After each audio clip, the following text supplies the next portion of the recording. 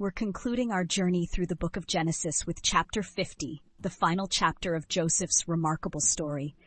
It showcases Joseph's incredible ability to forgive his brothers for the wrongs they did to him, and it reminds us of the central role of family, tradition, and God's divine plan in shaping our lives.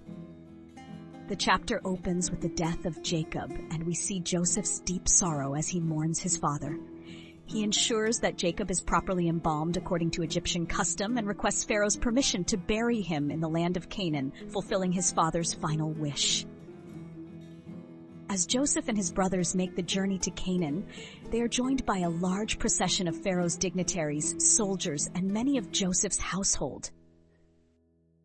But as Joseph returns to Egypt, a fear begins to take root in the hearts of his brothers. Now that their father is gone, they worry that Joseph will seek revenge for the wrongs they had done to him years earlier. Joseph's brothers send a message to him, claiming that Jacob asked him to forgive their past transgressions. When Joseph hears this, he weeps. His response to their fear is one of grace and compassion. He tells them, "Don't be afraid. Am I in the place of God? You intended to harm me, but God intended it for good to accomplish what is now being done, the saving of many lives." Joseph's words reveal his deep understanding of God's sovereignty.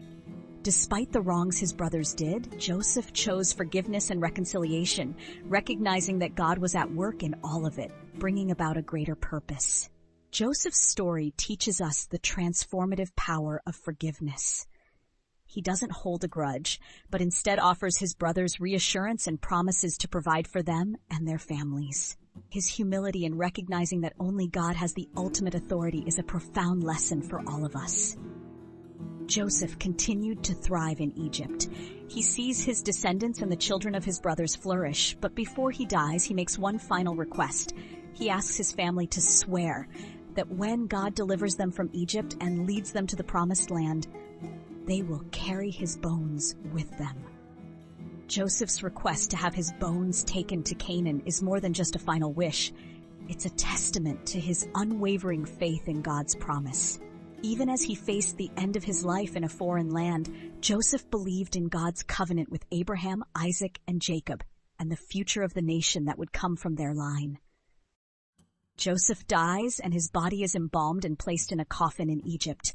But his legacy, grounded in faith, forgiveness, and family, would live on. His bones would eventually be carried out of Egypt during the Exodus, fulfilling his faith in God's promise to his people.